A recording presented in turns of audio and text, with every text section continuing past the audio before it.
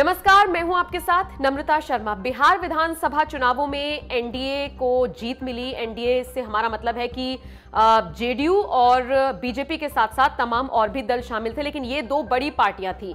अब देखिए, वहां पर भी इस तरह की खबरें सामने आई थी कि कहीं ना कहीं जेडीयू का कद छोटा करने के लिए बीजेपी ने चिराग पासवान के तौर पर अपना बी प्लान तैयार किया था। खबरें इस तरह की थी, लेकिन फिलहाल एनडीए की सरकार है, ये भी सबके सामने है। इन सबके बीच पश्चिम बंगाल से फिर यह खबर आई कि जो जेडीयू है वो अपने वहां पर उम्मीदवार उतारने वाली है और इसका मेन मकसद होगा बीजेपी के वोट काटना।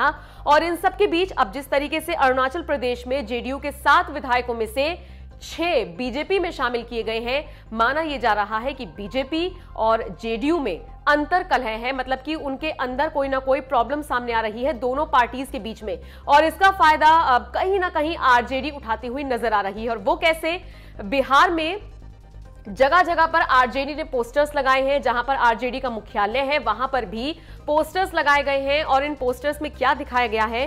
दरअसल इसमें यह दिखाया गया है कि जो नीतीश कुमार है वो अमित शाह को गुलदस्ता दे रहे हैं और पीछे कुछ नेताओं की फोटो लगाई गई है जो बीजेपी के नेता हैं, वो उन्होंने खंजर लिया हुआ है। ये एक तरीके से ये दर्शाने की कोशिश की गई है आरजेडी की तरफ से कि दोनों पार्टियों के बीच में मनमुटाव चल रहा है, मतभेद चल रहा है और सिर्फ दिखाने के तौर पर ये पार्टियां साथ हैं। हालांकि जाहिर तौर पर आरजेडी की तरफ से अगर इस तरीके की निशानेबाजी की गई, इस तरह की बयानबाजी की गई, तो फिर पलटवार तो होना ही था।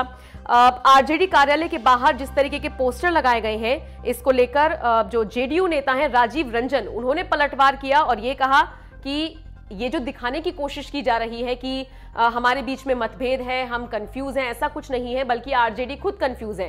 कभी कहते हैं कि हम प्रधानमंत्री बनाने का दावा करते हैं वो तेजस्वी यादव को, कभी कोई सी दावेदारी करते हैं, उन्हें खुद नहीं पता है कि उन्हें क्या करना है और वो हम पर छिटाकशी कर रहे हैं। तो इस तरीके का एक बयानबाजी आई है सामने से।